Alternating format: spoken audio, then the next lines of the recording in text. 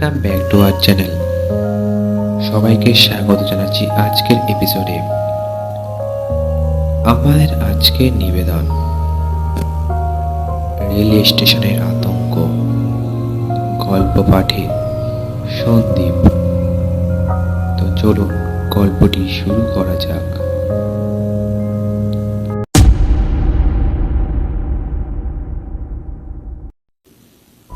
Station মাস্টারের চাকরি নিয়ে এই পাণ্ডব পরিচিত এলাকার আসতে হয়েছে অভিরূপের।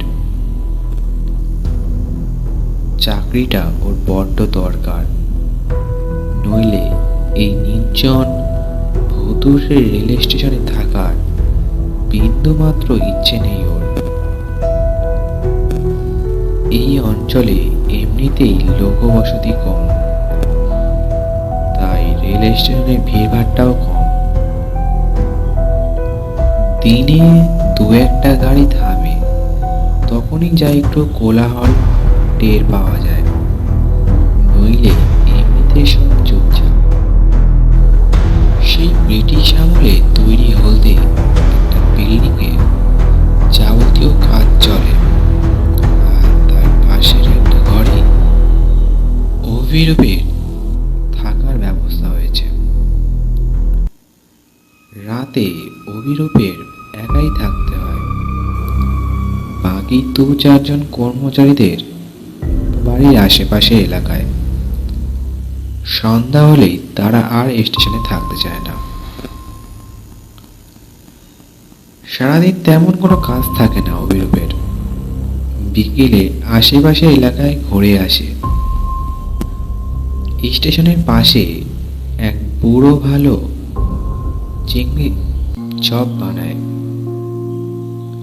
বেশ ভালো খেতে, তবে বিক্রি বাট্টা কম হয়। অভিরূপ প্রায় দিনই বুড়োর কাছ থেকে চপ কিনে আর টুকটাক গল্প করে। বুড়ো তার নিয়মিত খদ্দেরকে বেশ খাতির করে। একদিন এমনই গল্পে ছলে বুড়ো বলছিল, বাবু, রাতে আপনি একা থাকেন, কখনো ঘর থেকে বেরোবেন না কিন্তু। অভিরূপ বলল, কেন চাচা, কি হবে বেরোলে? সেই বুড়ো লোকটি বলল, সেই ব্রিটিশ আমলের স্টেশন কত কিছুর সাক্ষী হয়ে আছে, আপনি কি তা জানেন? এসব জায়গা ভালো নয় বাবু। এইসব প্রশ্ন শুনে উত্তরে অভিরূপ বলল, আমার অত ভয় ডর নেই চাচা, তাছাড়া দিব্যি আছি, কোনো সমস্যা তো হচ্ছে না। সেই বুড়োটি বলল,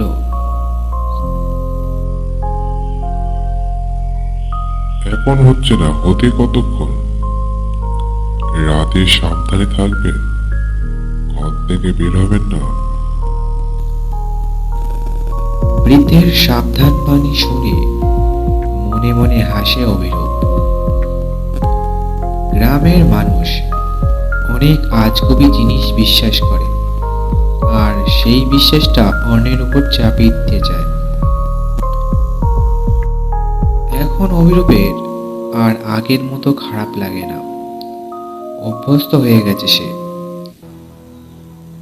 অবসর সময়ে আশেপাশে ঘুরে বেড়ায়। এখানকার প্রকৃতি চমৎকার, অভিরূপে তাই দিনকাল মন্দ কাটে না। তাছাড়া এখানে মানুষের সাথেও আগের চাইতে খাতির জমেছে বেশ। এমন ভাবেই দিনগুলো বেশ কেটে যাচ্ছিল। গোলমাল বাঁধলো কদিন পরে। রাতে নিজের ঘরে শুয়েছিল অভিরূপ, কিন্তু কিছুতেই ঘুম আসছে না। বাইরে উথাল পাতাল জ্যোৎস্না জানলা দিয়ে বাইরের প্রকৃতি দেখে বিভোর হয়ে যায়। এইসবই দেখছে অভিরূপ। অনেকক্ষণ চেষ্টা করার পরও যখন ঘুম আসছে না, তখন ও একটু বাইরে হাঁটাহাঁটি করে আসার সিদ্ধান্ত নেয়। তাছাড়া রূপলি জ্যোৎস্নায় বাইরের পৃথিবী এত মায়াময় লাগছে যে ঘরে টেকা দেয়। অভিরূপ দরজা খুলে বাইরে বেরিয়ে পড়ে। কি সুন্দর নরম চাঁদের আলো। সে সিগারেট ধরিয়ে স্টেশনের চারপাশে হাঁটাহাঁটি করতে থাকে। হঠাৎ দূরে একটা কিছু নড়াচড়ার টের পায় অভিরূপ। প্রথমে ভেবেছিল শেয়াল কুকুর জাতীয় কোনো এক প্রাণী হবে, কিন্তু একটু ভালো করে তাকাতেই একটা মানুষ অবয়ব মনে হলো। জ্যোৎস্নার আলো থাকলেও স্টেশনের ওদিকটায় ঘন গাছগাছালি থাকার জন্য জমাট বাঁধা অন্ধকার। অভিরূপ আরেকটু এগিয়ে যায়। এত রাতে নির্জন স্টেশনে কেউ কেন আসবে? আরেকটু এগোতেই অভিরূপ দেখে একটা নারী অবয়ব রেল লাইনের পাশে। নারী মূর্তিটি যেন মরিয়া হয়ে উঠেছে সেই কাঙ্ক্ষিত জিনিস খুঁজতে। অভিরূপ আরো বেশি অবাক হয়ে যায় যে এত রাতে একজন নারী কি খুঁজছে এখানে। তার উপর মহিলা শাড়ি পরা, না বরং শতাব্দী প্রাচীন ব্রিটিশ আমলের পোশাক গায়ে। পোশাকের লেস আর লম্বা ঝুলের জন্য তাকে ভালো মতো দেখাও যাচ্ছে না। মহিলার সাহস হলো কিভাবে এখানে আসার? নাকি দিনের বেলায় হারানো গয়না বাড়ি লোকের ভয়ে রাতে খুঁজতে এসেছে? অবশ্য এই যুক্তিরও তো ওর বিশ্বাসযোগ্য মনে হয় না। এমন পোশাক পরতে পারে এমন কেউ জানা মতে এ তল্লাটে থাকে না। এমন সময় নারীমূর্তি নিজের খোঁজাখুঁজি থামিয়ে ওঠে, দাঁড়িয়ে অভিরূপের দিকে ফিরে। এরপর অভিরূপ যা দেখে তাতে ওর আত্মা খাপ ছাড়া হওয়ার জোগাড়। এমন কিছু যে সম্মুখীন হবে সেটাও স্বপ্নেও ভাবতে পারেনি। ওর সামনে দাঁড়ানো নারী মূর্তির সম্পূর্ণ দেহ ঠিক থাকলেও ধড়ের ওপর মুড়োটাই নেই। গলার কাছে দগদগে বিভৎস ঘা, গায়ে শতাব্দী প্রাচীন পোশাকের গায়ে ছোপ ছোপ রক্ত। মাঝরাতে নির্জন স্টেশনে মাথাবিহীন নারী দেহ দেখলে যে কোনো মানুষেরই মাথা ঠিক রাখা কঠিন, কিন্তু অভিরূপের ইস্পাত কঠিন নার্ভের জন্য ও নিজেকে ধরে রেখেছিল। নারী মূর্তিটি এবার আস্তে আস্তে ওর দিকে এগিয়ে আসতে থাকে। অভিরূপ পিছন করে ওর গলায় ওর মায়ের কবজটা হাতের মুঠোয় ধরে দৌড়াতে থাকে। হলেও পিছন ফিরে তাকায় না। ছুটতে ছুটতে নিজের ঘরে ঢুকে দরজা লাগিয়ে দেয় অভিরূপ। বুকটা হাঁপড়ের মতো ওঠানামা করছে। নিজের কৌতূহল সামনে রাখতে না পেরে জানালা দিয়ে তাকায়। দেখে মাথাবিহীন নারী মূর্তিটি ওর জানালার পাশে ঠায় দাঁড়িয়ে আছে। এবার আর নিজেকে ধরে রাখতে না পেরে জ্ঞান হারিয়ে মেঝেতে লুটিয়ে পড়ে।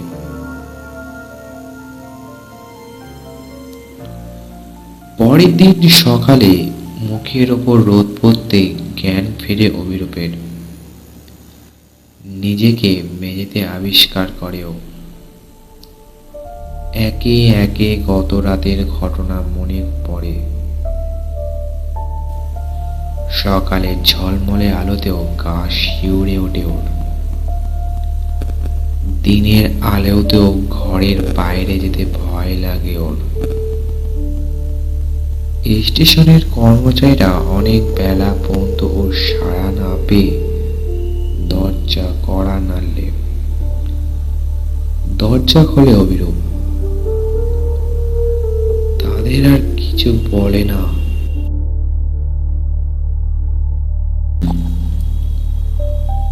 বিকেলে সেই বৃদ্ধের কাছে যায় অভিরূপ। লোকটা আপন মনে চিংড়ির চপ ভাজছিল। চপের গন্ধে চারিদিক মোমো করছে। যদিও অভিরূপের আর খাওয়ার ইচ্ছে নেই। অভিরূপের ঝড়ো কাকের মতো অবস্থা দেখে ঘটনা কিছুটা আন্দাজ করতে পারে বৃদ্ধ। সেই বৃদ্ধটি বললেন, কি বাবু, শুনলেন না তো আমার কথা? ঠিক বের হয়েছিলেন রাতের বেলা? এই কথাটি শুনে চমকে ওঠে অভিরূপ। প্রশ্ন শুনেই উত্তরে বললেন, আপনি কিভাবে জানলেন? সেই বৃদ্ধ লোকটি বলল, আপনার মুখ দেখেই বুঝেছি। অভিরূপ বলল, আপনি কিছু জানেন চাচা?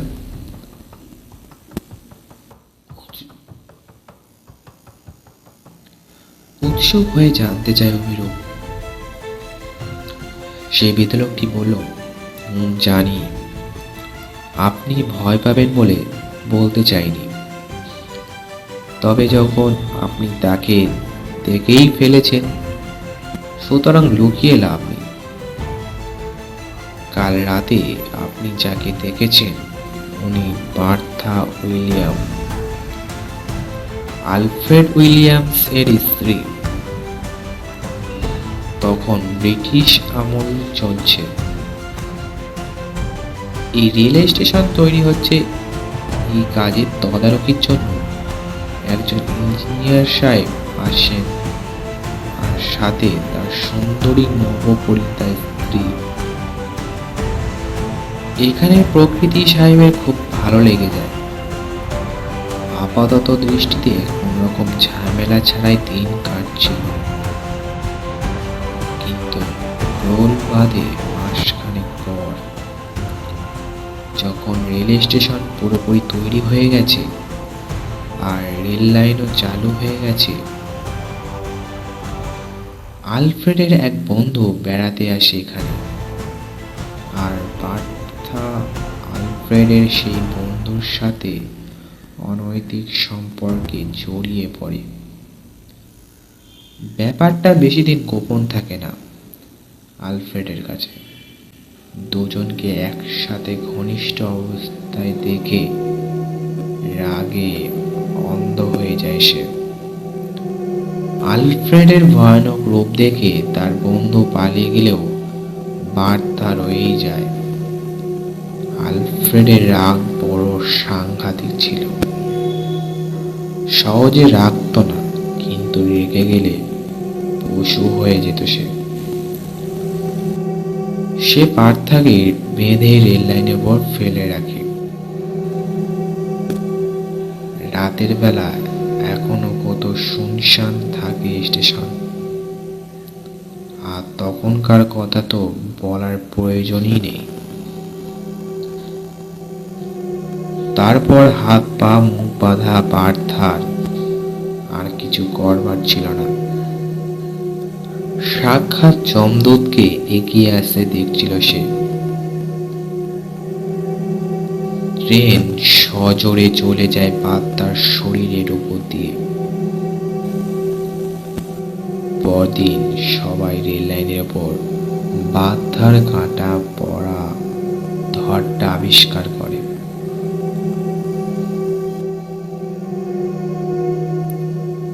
ওর ছিন্ন বিচ্ছিন্ন মস্তকটা আর কখনো খুঁজে পাওয়া যায়নি। তাই আজও রাতে বাধা স্কন্ধ কাটা হয়ে ওর হারানো মাথা খুঁজে বেড়ায়। আপনার ভাগ্য ভালো যে কাল পালিয়ে আসতে পেরেছেন, নইলে আপনাকেও নিজের দলে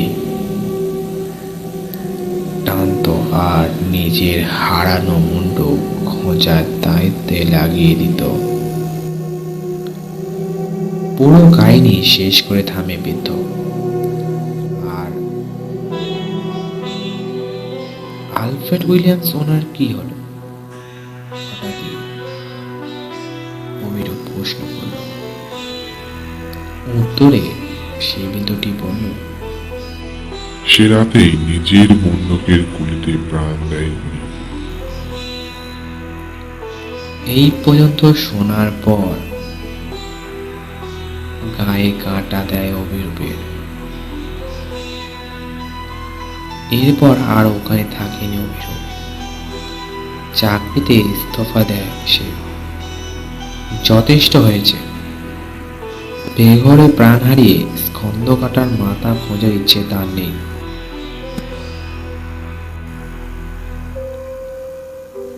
তারপর সে ওখান থেকে চলে যায়। গল্পটি এখানেই শেষ হলো। আমাদের গল্পটি ভালো লাগলে অবশ্যই লাইক, সাবস্ক্রাইব, কমেন্ট করতে ভুলবেন না এবং গল্পটি বন্ধুদের সাথে শেয়ার করুন, যাতে আপনার শোনা গল্পটি তারাও শুনতে পারে। শেষ হলো রেল স্টেশনের আতঙ্ক, গল্প পাঠে সন্দীপ। দেখা হচ্ছে পরের গল্পে। ততক্ষণে সুস্থ থাকুন, ভালো থাকুন এবং আমাদের গল্প শুনতে থাকুন।